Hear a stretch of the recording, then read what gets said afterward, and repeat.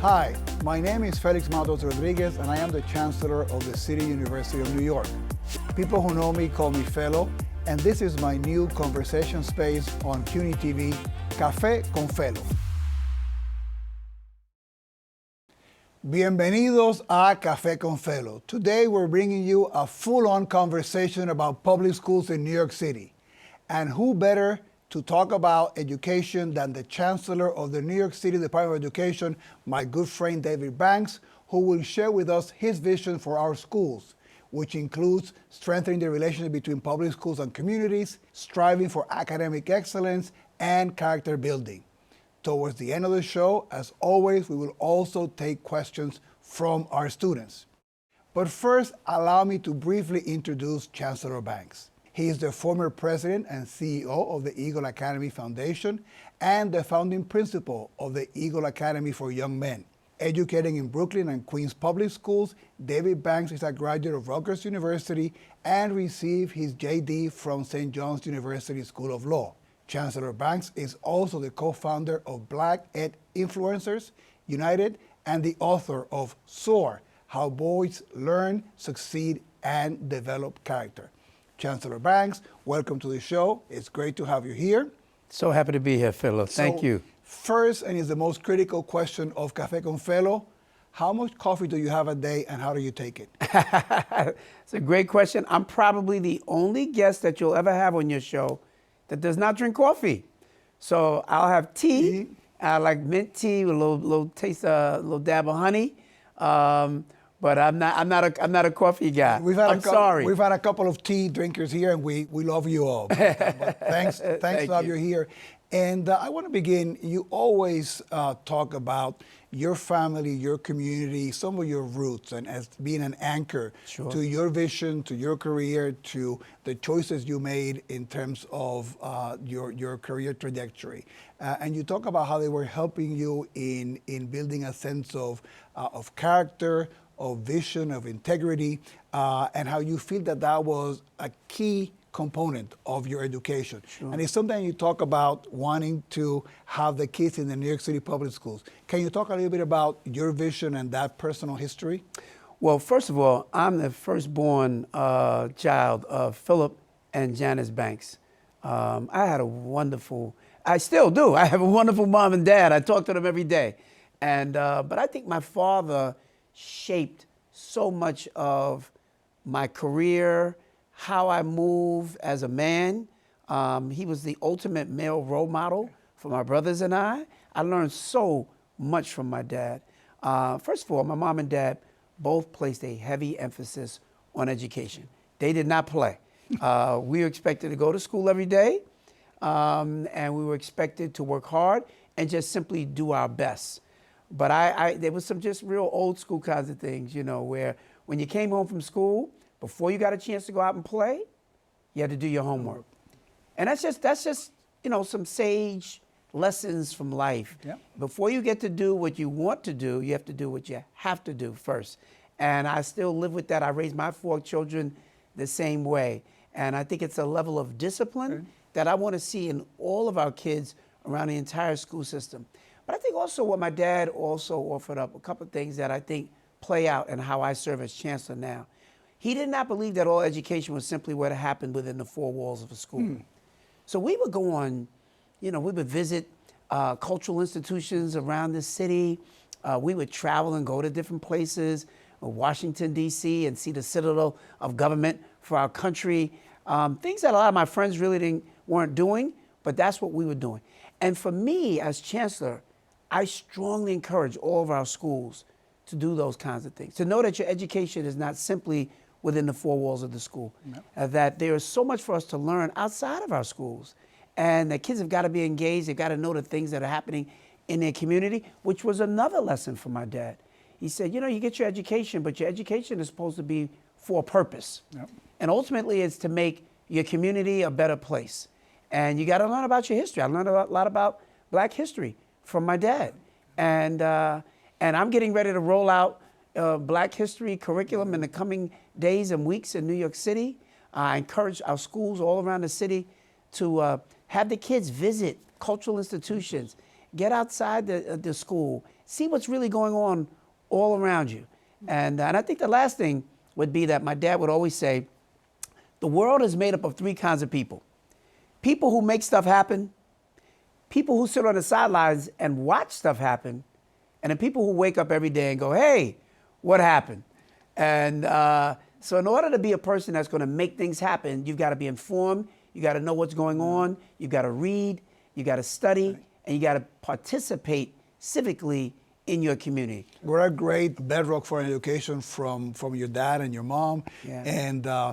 and making you connect the dots. I mean, what you were talking about is you're getting something at home, you're getting something at school, and he was always urging you to connect the dots in terms Absolutely. of history, culture, what's happening, and that great sense of course, it's about you and your education too, but it's about with a larger purpose. That's right. About being able to come back and service your community. And how can you do that if you're not connected with what's happening around you, what's happening in the city, what's happening nationally? And you were talking about doing homework first and discipline, but it's also time management and priorities. That's right. About what comes first in and particularly when we have roles like we have in which are multitask, that discipline and that sense of prioritization is really, really important. It has helped me personally. It is how I've raised my 4 children, but it is also how I try to inspire other young people. When I was at the Eagle Academy, I worked with thousands of young men.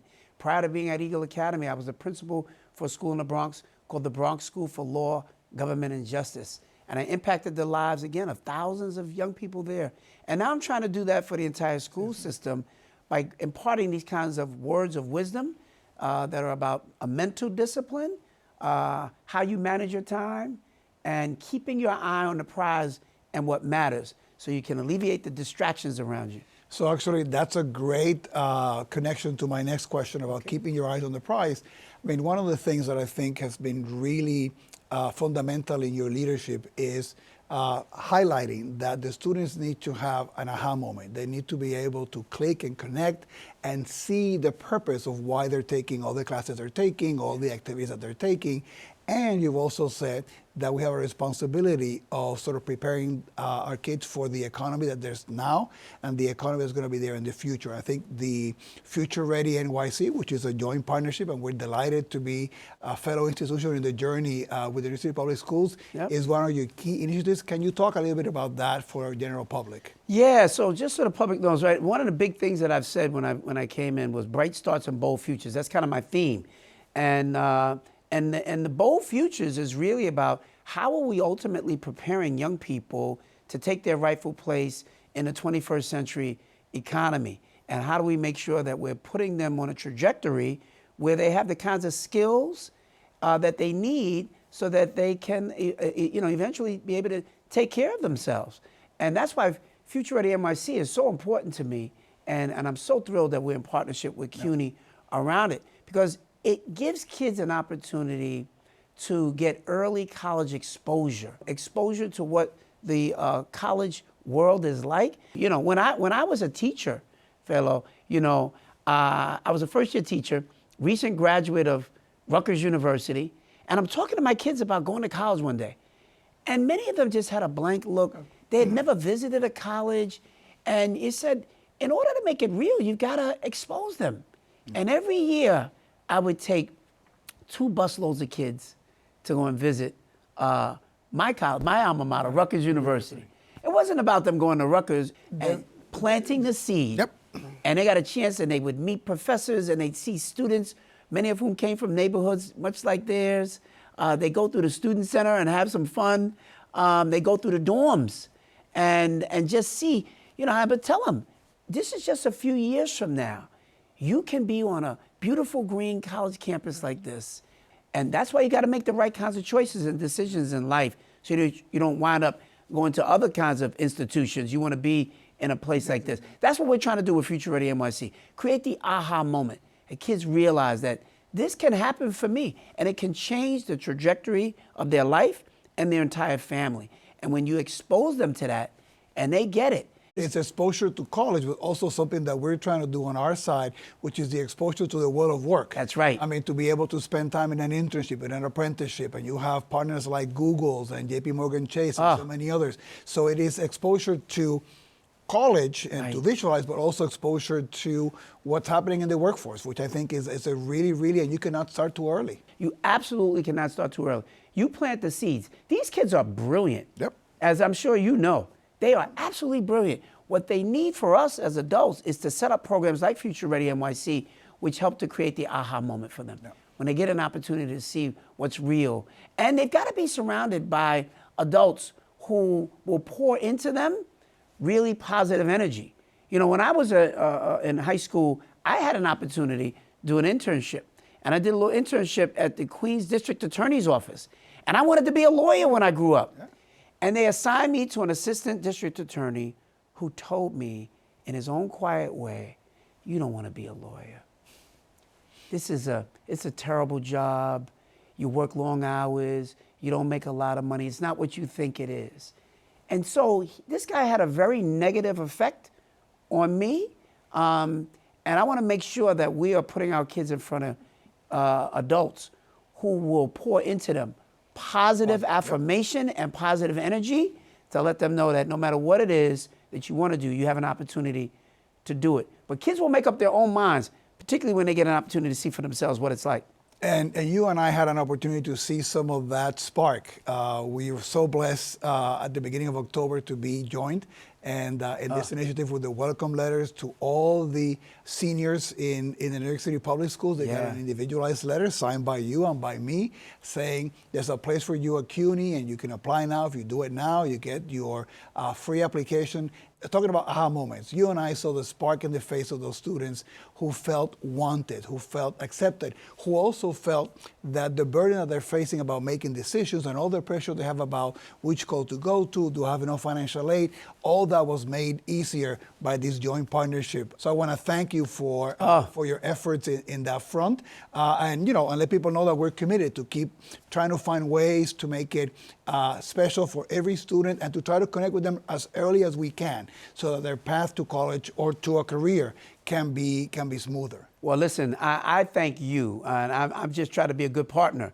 But I tell everybody that I know that it was one of the most brilliant ideas, and it was your idea to do this. And you came to me and said, would I be willing to be a partner? I said, are you kidding? I think it may seem like a small thing, but the very act, it's a visceral act of being able to say to a young person, here's a letter of college acceptance, and it has your name on it. Philo, it makes all the difference in the world. And I know you've had an explosion of kids who have applied now because of this one simple idea that you came up with, which was absolutely brilliant. And I was thrilled to just be a part of it. And when we made the announcement, I could see the light in the eyes of the kids. And some of these kids, I think, were already preparing to go to college. But there's something about that moment where you see your name on that letter. And I'll tell you, when we left that day, and I was heading out of the building after we had the event, and as I was walking out, one of the kids yelled out from the lobby. She said, Mr. Chancellor, and she held up the letter that you gave her, fellow, and she said, I'm going to college. It sent chills through my body. I said, this is what it's all about. Makes all the difference in the world. CUNY is a wonderful institution. It is a place that we need. New York cannot be strong in its recovery. New York cannot be a strong city without CUNY. We get the majority of our teachers come from your institution, and I'm a CUNY product as well. I know that too, yes. Yeah, by attending the CUNY schools, and so I'm forever in debt to CUNY. Well, thank you, and in that effort too, I mean, one of the great things too is also that, we did send that letter individualized to each student. They also got a postcard at home that was going to the parents, because we were also trying to make sure that their support structures also knew what we were doing, and the people who hopefully are going to be part of the journey with those students, their loved ones, their family, were there to be able to support them. So we look forward to see how we do better next year. That's right. And how we learn. Well, it certainly takes a village, Philo, and you all recognize that as well. The parents, the families, and all of us at the public schools, we're all in strong partnership. Yep. This is how you get it done. Absolutely. So you mentioned one point about many of your teachers being alumni from CUNY, right? And Right. it's a whole virtuous cycle. We get majority of our students from New York City public schools, and we train teachers that hopefully go back and resemble the communities that they serve. One of the most courageous things, and you've done quite a number of them since you've been chancellor, has been to admit, right, that there's work to be done in the way that we prepare our students to read. And you've been very, very bold about assessing the issue, identifying, other chancellors might have put that under the rug and done something. You've been upfront and say we need to change course, right? And obviously, we need to modify the way that we train our teachers to be ready for that. Can you talk about that pivot, that key initiative of yours in terms of changing the way that we teach reading and literacy? Sure. We talked earlier about getting an aha moment Yes. for our kids, where the light really goes on and you realize where you need to be focused. I had my own aha moment as chancellor, which was the fact that I realized that 51% of the students who were graduating from our public schools were not fundamentally reading. And they were not reading on grade level. And 65% of Black and Latino students in New York City public schools do not read on grade level. But then I started to do more research about this, and I realized it's not just a New York problem, it's a national problem. You know, in the city of Chicago, 80% of the kids in the city of Chicago do not read on grade level. Oh, God. And it gets worse. In the city of Detroit, 91% of the kids functionally cannot read. You can get those same results if you didn't even have a school system. Yep, unacceptable. So I think it's just horrible, but I didn't want to just say it's bad. I wanted to make sure we were doing something about it. And that's one of the reasons why we launched NYC Reads. And as we started to really study this, we realized that the way we were teaching our students to read was fundamentally flawed. And so we started to engage in something that is referred to as the science of reading, which has about 5 different components. A lot of people call it phonics, but it's phonics, it's phonemic awareness, it's vocabulary development, it's reading comprehension, and so there are a number of pieces that make up this whole approach. You have to be rooted in some very fundamental approaches if you are to be a good reader.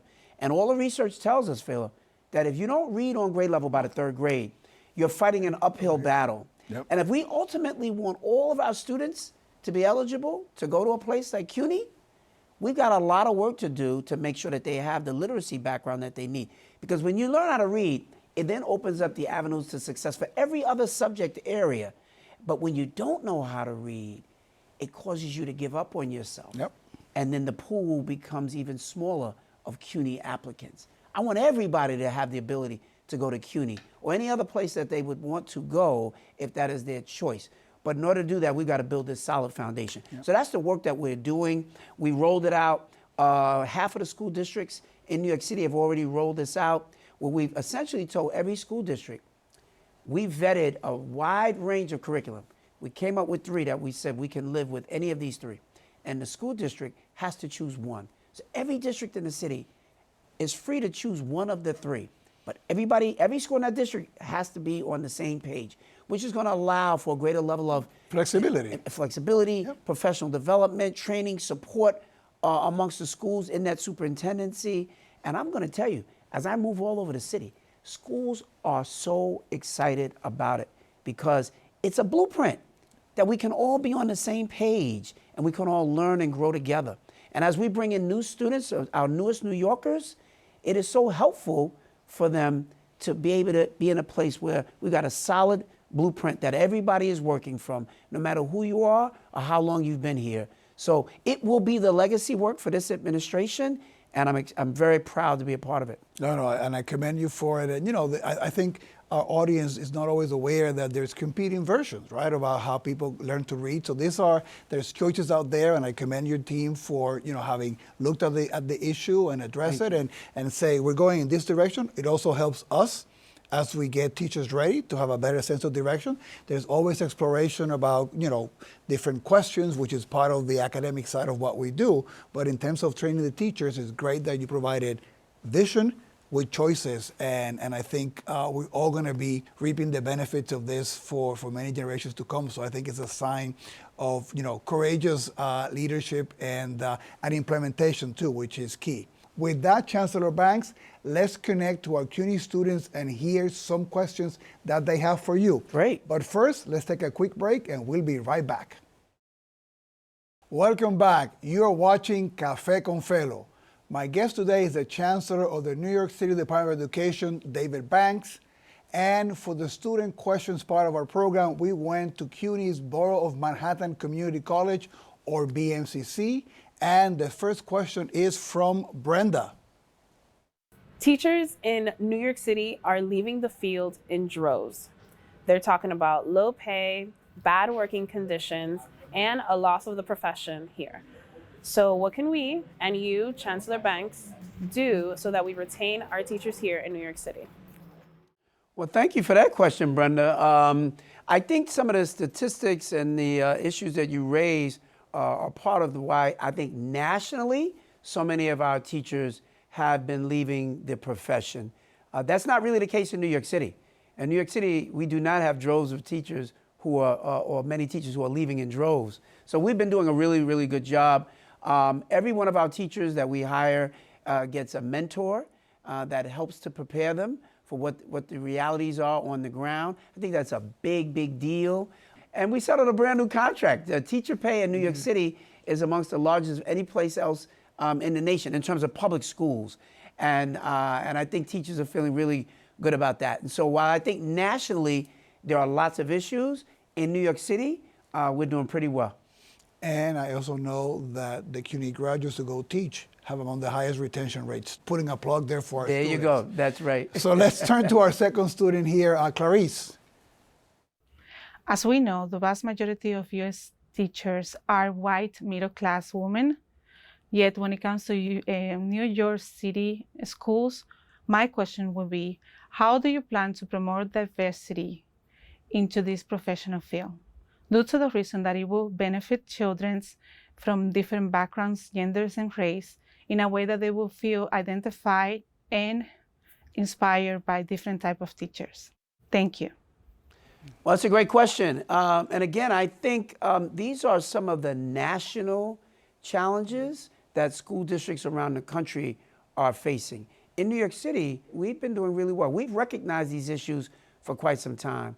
So in 2015, 40% of our teaching staff are teachers of color. But now today, in 2023, it's up to 60%. So we're still moving further, but we have a very, very diverse group. And we've doubled the national average for even African-American men who serve as teachers. And so we're excited about where we are from a diversity standpoint with our teachers, because we recognize that it makes a difference, the teachers who are in front of that classroom, and for many of the students of color who need somebody who they can identify with. And that's why my role, even as chancellor, I've met so many kids who've said, you know, you're like a role model for me, and they've never met me, but they see me on TV. It makes a difference. Oh, absolutely, absolutely. So let's go to another of our students, I think Joshua. In recent years, teaching has outdrawn a lot of men into the field, especially in lower grades. So my question for you, Chancellor Banks, is how might you encourage more men to seek teaching as a viable profession? That's a great, great question. That's certainly a body of work that I've been involved in for a long time, particularly when I was leading the work of the Eagle Academy. But I'm really proud of the fact that major initiative we have here in our schools, NYC Men Teach, is really huge. And so, again, getting mentors. We were at an event together celebrating the initiative. That's right. And showcasing how New York far leads the country in terms of the number of men and men of color who are teaching. We've more than doubled the national average in our New York City public schools for men, in particular African-American, Latino males. So we feel really, really good about that. It's still a long way to go. We've got to continue to work really hard with that. But New York, in many ways, is leading the nation in this body of work. And so I think some of what the students have been referring to are kind of the national numbers, but in New York City, we're moving really well. I know that's very close to your heart and your work in the career, and it's important to send the message for the young men out there how rewarding a teaching profession can be, and how they can, you know, inspire other kids. I was an elementary school teacher, so I taught 4th and 5th grade. And the question was the right one. There were not a lot of men of color, particularly in the elementary school ages. Yep. We're improving on those numbers and moving forward in a strong way. That is great. Let's go to our last question. Eromidayo has a question too. Considering the rise in migrants and asylum seekers entering into the United States and New York City specifically, with limited teachers and bilingual programs, how will the New York schools better prepare themselves, making sure that the needs of every child is being met? Well, thank you so much also for that question as well. We've been spending a lot of time in that place and space. You know, these newly arrived students, many of them migrants students, and our newest New Yorkers who are coming from wherever they're coming from, has always represented a bit of a challenge in terms of the number of educators that we have in our schools. But just last year, we started 33 new bilingual education programs, and this year we've started 44 more, in addition to what we started from last year. We have many of our educators actually have 2 different licenses. Yep. So while they may be teaching from a math license or a science license or an English license as their primary license, many of them also have bilingual education as a secondary license. Yep. And when we would try to encourage them to use that license so that they could help us meet the needs, very often they wouldn't do it because if they've been tenured in one license, they would have to start all over again if they shifted to the secondary license. But we worked with Dr. Betty Rosa in the state of New York, and they were able to make the requisite changes, which then put us in a position to say to any teacher, if you've got bilingual education as a secondary license, you can shift to that license and you will not lose your tenure. That was huge. And so we have a number of our teachers now who are shifting to that license to try to meet this moment of our newest New Yorkers who are coming here. So we have lots of programs that are in place and not quite there yet. It still remains a bit of a shortage area, but we're feeling good about the track that we're on. No, and certainly is something about encouraging the students who are thinking about careers where there's going to be demand, there's going to be need, and the satisfaction of being able to be part of the way that the city welcomes a new wave of immigrants. So kudos for your leadership and for all the work that you do. It is an honor to have you as a partner, but that is all the time that we have for the show. It goes by. Thank you for making time to sit with us, give us a sense of your vision, your priorities, and we wish you nothing but continued success in all your work, and we'll be right there along you to be supportive of the agenda and the work of our Mayor, Eric Adams. So that is our show. Thanks for watching, and please tune in for Café con Felo on weekends. That's Friday, Saturday, and Sunday at 8 p.m. on your station, CUNY TV. Saludos.